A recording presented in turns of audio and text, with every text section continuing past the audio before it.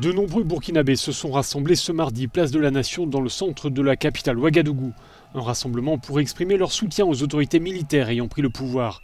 Pour ces manifestants, le renversement du président Kaboré n'est pas un coup d'État, mais une libération. Quand on refuse d'écouter le peuple, ça se termine comme ça.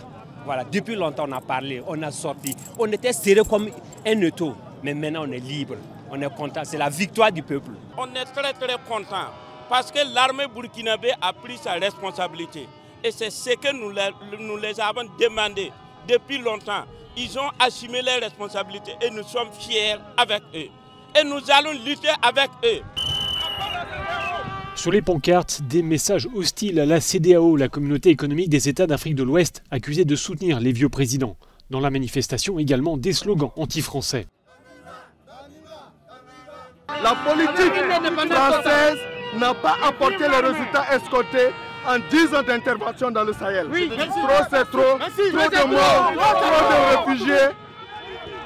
Ces Burkinabés appellent à se tourner vers la Russie, à l'instar de ce qu'a fait le Mali. La junte au pouvoir à Bamako a en effet engagé une coopération, notamment militaire, avec Moscou. En tout cas, la prise de pouvoir par l'armée au Burkina Faso a été largement condamnée par la communauté internationale. Ainsi, le secrétaire général de l'ONU qui a estimé que les coups d'État militaires étaient inacceptables. Autre condamnation de la part du Haut-Commissariat des Nations Unies aux droits de l'homme. Face aux menaces sécuritaires et aux énormes défis humanitaires auxquels le pays est confronté, il est plus important que jamais de veiller à ce que l'état de droit, l'ordre constitutionnel et les obligations du pays en vertu du droit international des droits de l'homme soient pleinement respectés. De son côté, la CEDEAO a annoncé la tenue d'un sommet extraordinaire dans les prochains jours.